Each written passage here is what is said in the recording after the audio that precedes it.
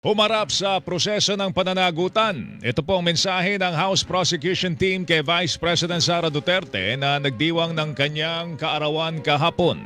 Ayon kay House Trial Spokesperson Kabataan Party List Representative Rene Co, pagkakataon ng impeachment trial para masagot ng Vice Presidente ang mga isinampang reklamo laban sa kanya. Despite everything that's happening, ang gift natin kay VP Sara ay yung due process.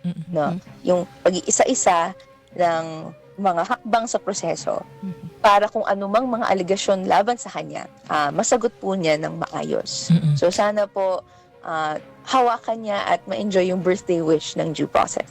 Anya, umaasa ang House Prosecution Team na sasagot po ang Vice Presidente sa summons ng Senate Impeachment Court na ngayong araw ang deadline. Hawakan po natin yung sinabi niya na magsusumiti po siya ng sagot. Hinihintay na rin po ng taong bayan yung depensa niya na hindi po teknikalidad lang o procedural, pero yung straightforward answer to the allegations, to the articles of impeachment.